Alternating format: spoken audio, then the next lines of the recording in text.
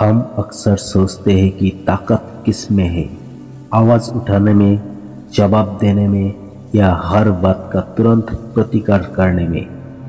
लेकिन असली ताकत किस में होती है, ये हम तब समझते हैं कि जब हम किसी कठिन परिस्थिति में शांत रहना सीख जाते हैं।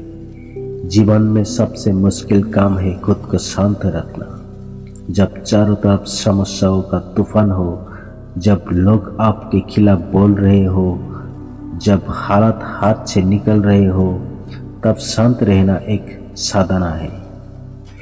किसी ने सही कहा है, शांत रहना एक कला है और यह हर किसी के बस की बात नहीं। अगर कोई आपको गुस्सा दिला दे और आप फिर भी शांत रह जाए, तो समझ लीजिए कि आप अपने जीवन में एक बड़ा मुकाम पा चुके हैं। क्योंकि प्रतिक्रिया देना आसान है, लेकिन नियंत्रण रखना मुश्किल। हमारे जीवन में जो भी असफलताएं होते हैं, उनमें से बहुत सी इसलिए होती है क्योंकि हम अपने क्रोध और घबराहट पर काबू नहीं रख पाते। किसी ने कुछ गलत कहा और हम तुरंत टूट जाते हैं, बिखर जाते हैं। पर सोचिए, अगर हम कुछ देर रुक जाए, गहरी सांस लें और खुद से पूछे, क्या ये मेरे जीवन के लिए वाकई इतना जरूरी है कि मैं अपनी शांति खो दूं? तो शायद हमारा नजरिया बदल सकता है। शांति का मतलब यही नहीं कि आप प्रतिक्रिया न दें। शांति का मतलब है सही समय और सही तरीके से प्रतिक्रिया देना। जैसे समुद्र की लहरें दिखती है, शांत है, लेकिन उनके भीतर गहराई होती है। वैसे ही एक शांत व्यक्ति के भीतर अपार शक्ति होती है। वो किसी के बहकावे में नहीं आता, वो हालातों को सोच समझकर संभालता है।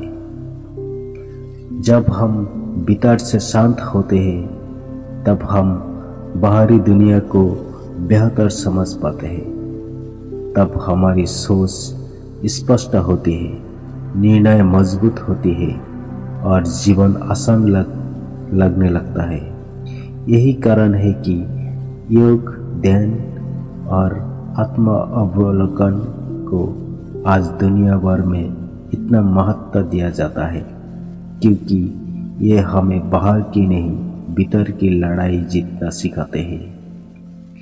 आप देखिए, जो लोग जीवन में महान बने हैं, वे अक्सर शांत स्वभाव के रहे हैं। महात्मा गांधी, बुद्ध या नेल्सन मंडेला, इन लोगों ने क्रांति लाई, पर बिना क्रोध के। उन्होंने अपनी शांत प्रकृति से दुनिया को जीता।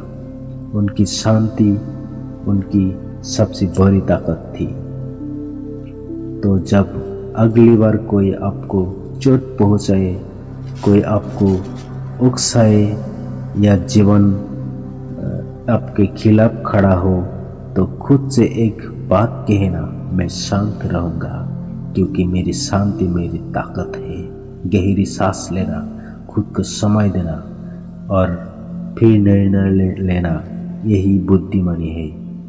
याद रखो, जो व्यक्ति खुद को संभाल सकता है, वही दूसरों को भी संभाल सकता है। जो व्यक्ति शांत रहना सकता है, वो हर तूफान को पार कर सकता है।